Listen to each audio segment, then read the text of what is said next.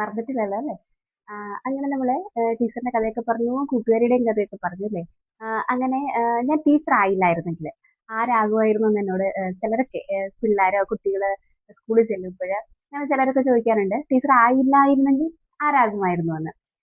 പണ്ട് എനിക്ക് ഒരു നേഴ്സ് ഒക്കെ ആകാൻ ഭയങ്കര ആഗ്രഹം ഉണ്ടായിരുന്നു. പക്ഷെ അതെപ്പോഴോ വളർന്നു വന്നപ്പോ അതെപ്പോഴോ അതില്ലാതായി. പക്ഷെ അന്ന് തൊട്ടേ എനിക്ക് ആ ടീച്ചർ ആഗ്രഹത്തോടൊപ്പം നിന്നിരുന്ന ഒരു ആഗ്രഹമായിരുന്നു. ഒരു കുറച്ചൊക്കെ വലുതായിക്കഴിഞ്ഞു നമ്മുടെ ബാല്യകാലമൊക്കെ കഴിഞ്ഞ് കുറച്ച് ചിന്തിക്കാനൊക്കെ തുടങ്ങി കഴിഞ്ഞപ്പോൾ എനിക്കൊരു ആഗ്രഹം ഉണ്ടായിരുന്നു.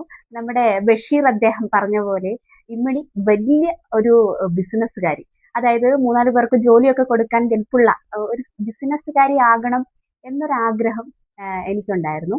പക്ഷേ എന്ത് എന്ത് ബിസിനസ് ചെയ്യും എന്നതിനെ പറ്റി ഒരു ഒരു ഒരു ബോധവുമില്ല. എന്നാലും കുറച്ച് നാൾ കഴിഞ്ഞപ്പോൾ അതിനെപ്പറ്റിയൊക്കെ ഒന്ന് ചിന്തിച്ചു തുടങ്ങി. എന്ത് ചെയ്യും? അങ്ങനെ ഞാൻ ചിന്തിച്ചപ്പം എനിക്ക് തോന്നി ഈ ഡ്രസ്സിംഗ് സെൻസ്, എന്റെ ഡ്രസ്സിംഗ് സെൻസ് ഒക്കെ കുറച്ച് പേർക്കൊക്കെ ഇഷ്ടമാണെന്ന് പറഞ്ഞിട്ടുണ്ട്. ചിലരൊക്കെ എന്തെങ്കിലുമൊക്കെ എടുക്കാൻ കടയിൽ ഷോപ്പിൽ പോകുന്ന സമയത്ത് എന്നോടുകൂടി വരാവോ ഒന്ന് സെലക്ട് ചെയ്യാൻ എന്നൊക്കെ ചോദിക്കാറുണ്ട്. അപ്പൊ ഞാൻ വേറൊന്നും ആലോചിച്ചില്ല. അപ്പം ഫിക്സഡ്, അതായത് നമുക്ക് ക്ലോത്തിങ് ബിസിനസ് തുടങ്ങാം ഓൺലൈനിൽ. അങ്ങനെ ഞങ്ങളൊരു ക്ലോത്തിങ് ബിസിനസ് തുടങ്ങി. പക്ഷെ അതിലോട്ട് ഇറങ്ങി കഴിഞ്ഞപ്പോഴാണ് എനിക്ക് മനസ്സിലായത് നമ്മൾ കസ്റ്റമേഴ്സിനേക്കാളും കൂടുതൽ എന്റർപ്രണേഴ്സ് ആണുള്ളത് അല്ലെ. ക്ലോത്തിങ് ബിസിനസ് എന്ന് പറയുന്നത് ഒത്തിരി കടല് പോലെ കിടക്കുന്ന ഒരു മേഖലയാണ്. അതിലെ കടലിലെ മീനിനെ പോലെ ഇഷ്ടം പോലെ ബിസിനസ്സുകാരും ഉണ്ട്. എന്നാലും ഞാൻ തുടങ്ങി. കുറച്ചു പേരൊക്കെ എൻ്റെ അടുത്ത് നിന്ന് കുറെ സാധനങ്ങളൊക്കെ മേടിച്ചു. കാരണം അവരുടെ കയ്യിൽ പൈസ ഇല്ല.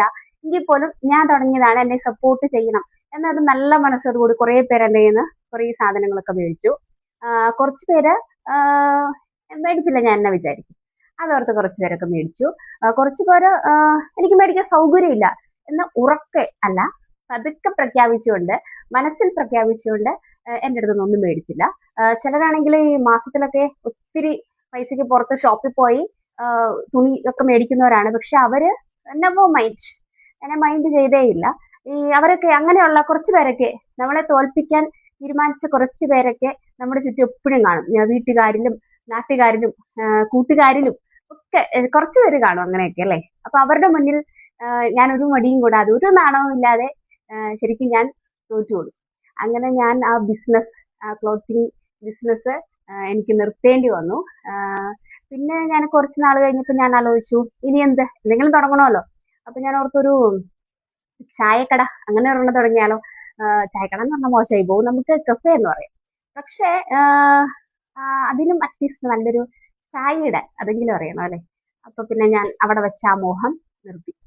പിന്നെ എന്ത്, നിങ്ങൾക്കുണ്ടോ അങ്ങനെ എന്തെങ്കിലും ഒരു ഐഡിയ, അല്ലെ ഇങ്ങനെ ഒരു ബിസിനസ്, പൊട്ടിപ്പോയ ബിസിനസ്സിലൂടെ കടന്നുപോയ കഥകൾ പറയാൻ നിങ്ങൾക്കും ഉണ്ടാവും അല്ലേ? എന്താ അല്ലേ?